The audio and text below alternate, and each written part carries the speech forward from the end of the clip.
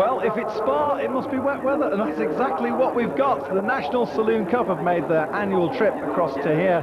It's round 13, the penultimate round of the championship, and lining up on the grid, there are the splendid cars that have been such brilliant entertainment during this championship year. They're over in the car on the inside. We're riding on board with him, in fact, during this race. James Kay takes over from Mark Lemmer, who is serving a one-race suspension, and that means that the man ahead of us in the mustard car there, Simon Harrison, can clinch the title here today if he can take a victory.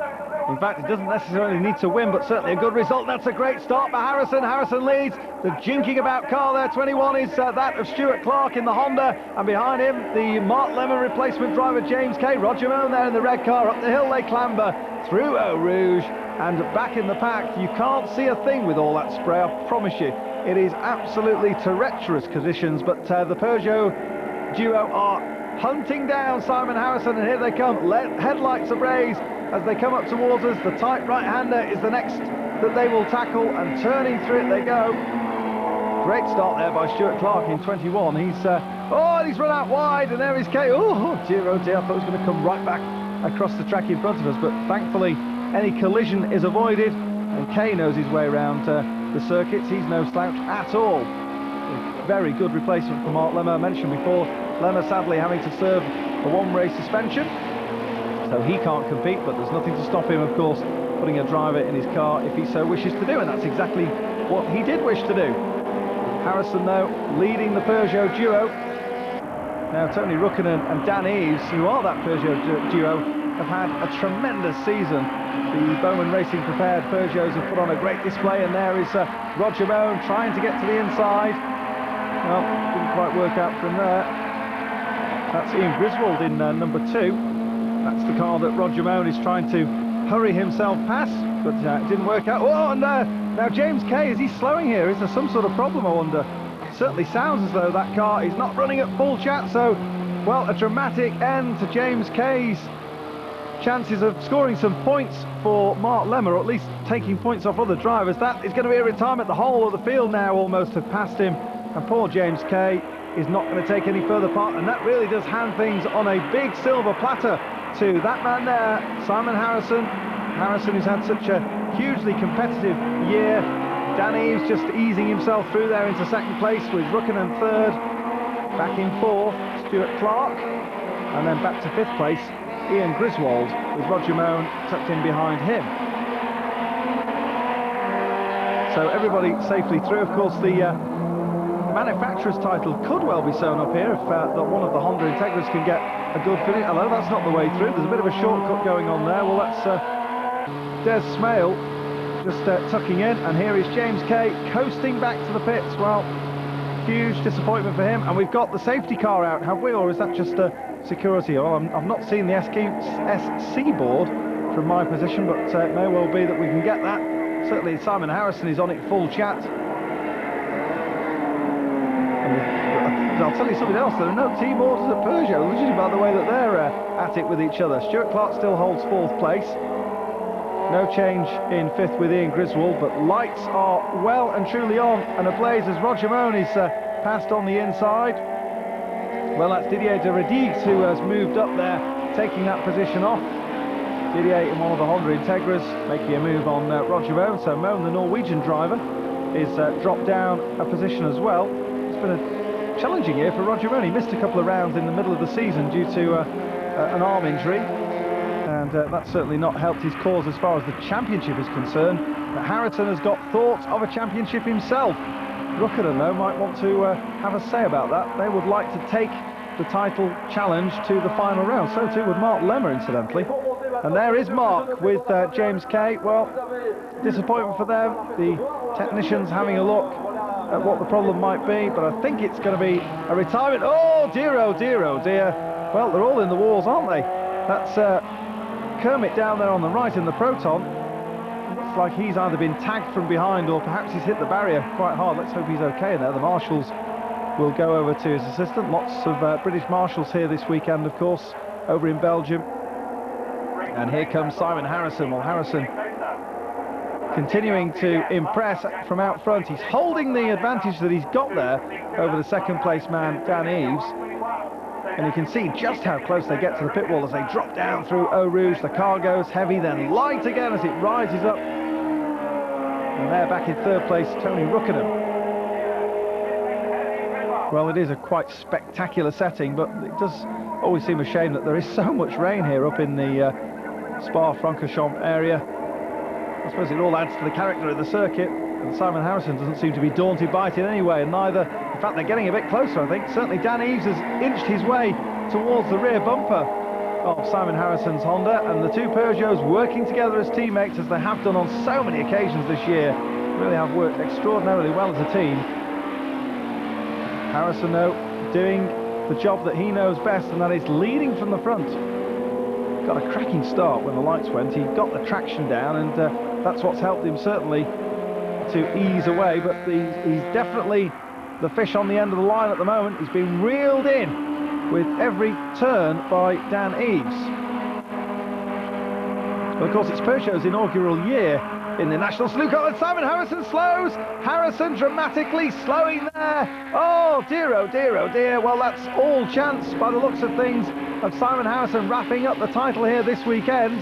That'll be a delight for Mark Lemmer, who, as we've seen, is sat in the pit lane with James Kay, because of course, if Harrison had finished where he was, the title would have been his on this occasion, but it's not to be. And Dan Eves and Tony Rukkinen, well, there's no challenge, and we're looking back there from Simon Harrison's car.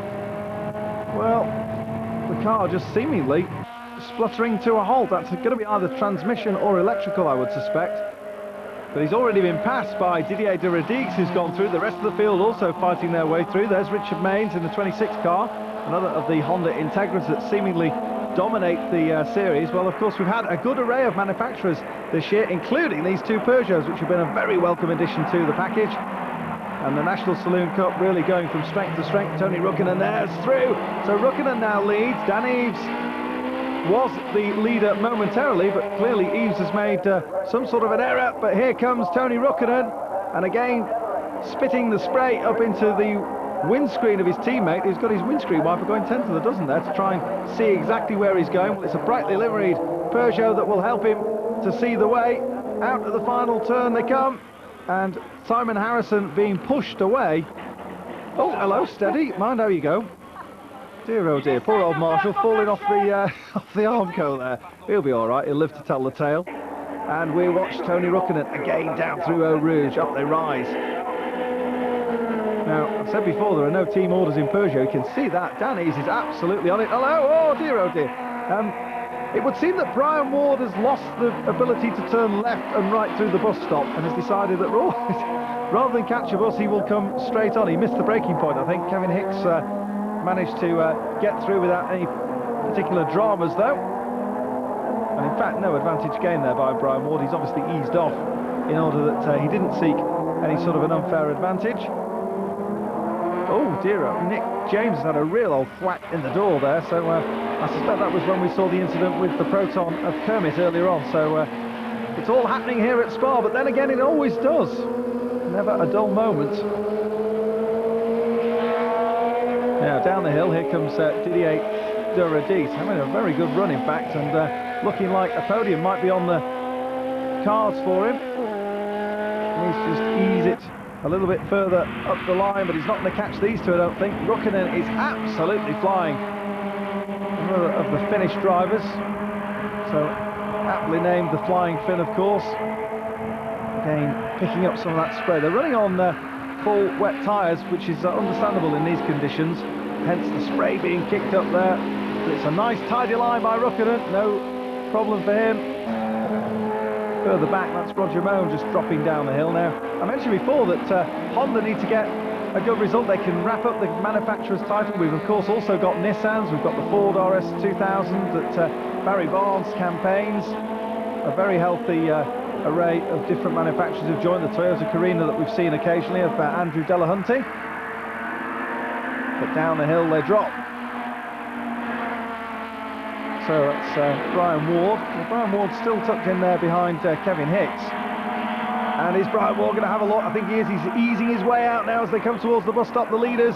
Still Tony Rukkinen, and Dan Eaves is having a look down the inside, is he? Oh, Dan Eaves has overcooked it, and he's missed the turning point altogether. I told you there weren't any team orders here. Look at that, he's eased off though, and Rukkinen will go through.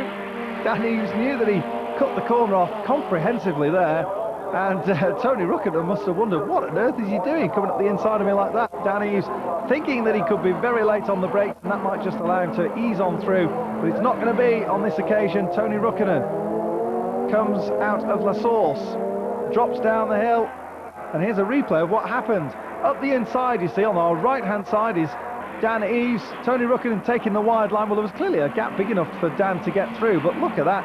The car just understeering off across onto the grass.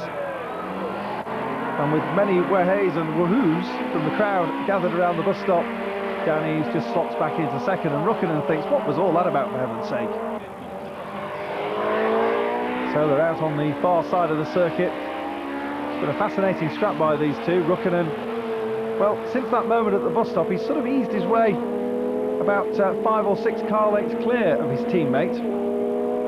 I wonder if Dan Eaves has decided that it's one of those discretion versus valour things. He had a dive at the inside at the bus stop, and I think he's perhaps thinking, well, that nearly took us both out, so maybe I ought to slot in here to second. It wouldn't be Dan's usual style, I have to say, but Tony Rukkinen is so superb in these what are very wet to greasy conditions, and you can see how murky it is as well.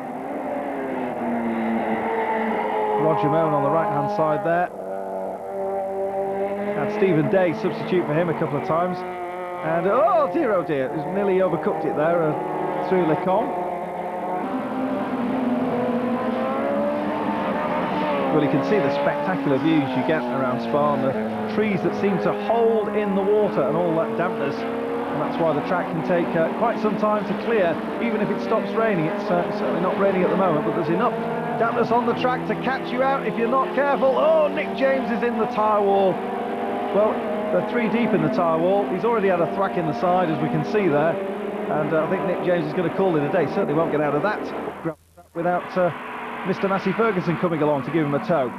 We're though back with the leaders still. Tony Rukkinen heading his teammate Dan Eaves, and it looks as though we're set fair for a Peugeot 1-2 here to me. Towards La Source they come this time, and again the spray just hanging around in the air. Windscreen wiper still going 10 to the dozen for Dan Eaves. Out of La Source, the hairpin that takes them down towards the start-finish line, and the checkered flag for Tony Rukkinen. So Rukkinen with the victory. Dan Eaves will come home in second place, and look at this, a superb drive indeed from Didier de Radigues, but of course it's Ian Griswold who we're keeping an eye on. Ian Griswold will look as though he will pick up third place, and there indeed is confirmation of the race result of round 13, the penultimate round of the National Saloon Cup. Tony Rukkinen adds another victory to his comprehensive tally this year, and there he is up on the steps, the sponsor presenting the trophy, and hand in air, applause from his teammate and of course from the other competitors up on the podium. Well done, Tony Rukkinen. Sky Sports 2.